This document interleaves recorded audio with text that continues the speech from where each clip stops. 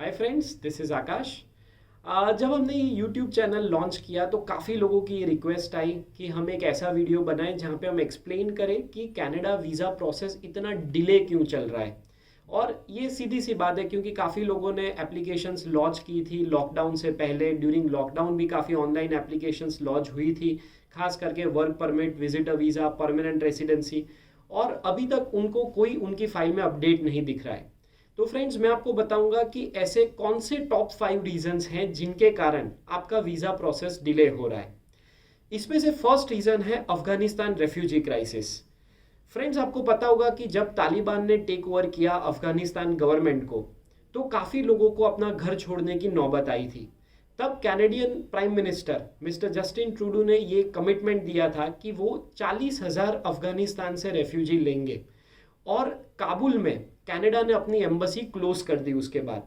यानी कि ये जो सारा वर्कलोड है अभी आसपास के वीज़ा ऑफिस में डिस्ट्रीब्यूट हो चुका है। काफ़ी अफगानिस्तान रेफ्यूजी ऐसे हैं जो पाकिस्तान गए हुए हैं, काफ़ी आसपास के देशों में गए हुए हैं, इंडिया आए हुए हैं, जिनके कारण उनकी फाइल प्रोसेस को अभी प्रायोरिटी दी जा रही है। तो ये था reason number 1। Friends, second reason है focus on Canada inland applicants. यानी कि जो लोग ऑलरेडी स्टूडेंट वीज़ा पे गए हुए हैं कनाडा, या फिर वर्क परमिट पे ऑलरेडी कनाडा में हैं, उनको वो लोग प्रायोरिटी देकर अभी उनकी पीआर की प्रोसेस हो रही है। इसलिए आप जानते हैं कि काफ़ी सारे कैनेडियन एक्सपीरियंस क्लास के ड्रॉज हमें देखने को मिल रहे हैं। और जिसका एक ही रीज़न है कि जब सेकेंड वेव इंडिया में स्टार्ट हुआ था तो ऑल ओवर द वर्ल्ड कहीं ना कहीं पैंडेमिक की सिचुएशन अनसर्टन थी। यूएस में भी आप देख रहे हैं कि केसेस कितने ज़्यादा हैं। तो ऑल ओवर द वर्ल्ड ये केसेस ज़्यादा होने की वजह से कनाडा ने एक कॉन्शियस डिसीजन लिया था कि वो लोग फोकस करेंगे सिर्फ इनलैंड एप्लीकेंट्स पर, उनका टारगेट मीट करने के लिए। जो उनका टारगेट पीआर का उन्होंने सेट किया था 2021 में, वो था 4,01,000 एप्लीकेंट्स का। यानी वो लोग 4,01,000 लोगों को पीआर का स्टेटस देंगे। इस टारगेट को मीट करने के लिए उनको लगा कि ट्रैवल रिस्ट्रिक्शन से चलते फॉरेन कंट्रीज से लोगों को आने में दिक्कत होगी, क्योंकि ट्रैवल रिस्ट्रिक्शंस काफ़ी कंट्रीज में उस वक्त जारी थे। आज की डेट में भी काफ़ी ट्रैवल रिस्ट्रिक्शंस तो हैं ही। इसीलिए कनाडा ने अपना फोकस शिफ्ट किया था इनलैंड एप्लीकेंट्स पर। तो ये था reason number 2। Friends, third reason इस वीज़ा डिले का जो खास करके इंडिया को अफेक्ट करता है वो है बड़ा स्टूडेंट वीज़ा इंटेक। आप जानते हैं कि 2 बड़े इंटेक कनाडा के हर साल होते हैं। और जब ये बड़ा इनटेक आता है तो 2 महीने ऑफिसर्स का फोकस सिर्फ स्टूडेंट वीज़ा देने पर होता है। यानी मेजॉरिटी स्टाफ जो न्यू दिल्ली वीज़ा ऑफिस और बाकी उनके सैटेलाइट वीज़ा ऑफिस हैं, वहाँ पे सबसे ज़्यादा फोकस वो लोग स्टूडेंट्स पे देते हैं।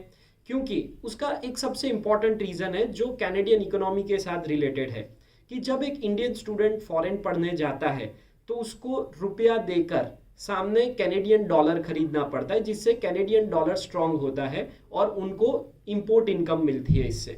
सो ये फॉरेन एक्सचेंज का एक रीज़न है। एक उसका बड़ा इनकम सोर्स इंडिया है, जिसके कारण वो कभी उसके साथ कॉम्प्रोमाइज़ नहीं करेंगे and their focus always will be student visa first.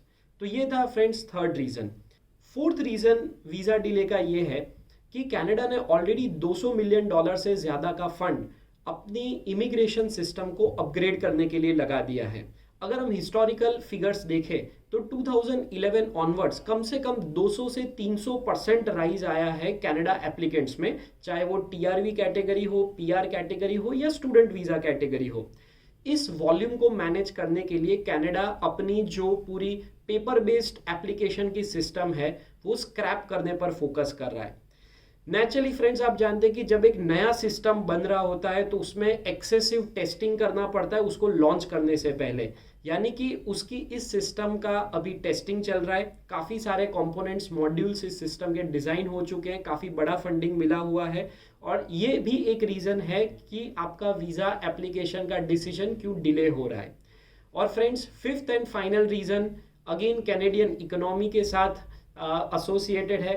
ये चीज़ कनाडा कभी ओपनली नहीं बोलेगा, लेकिन जब पैंडेमिक हिट हुआ तो काफ़ी सारे लोगों की जॉब्स ना ही सिर्फ इंडिया में बल्कि ऑल ओवर द वर्ल्ड चली गई थी।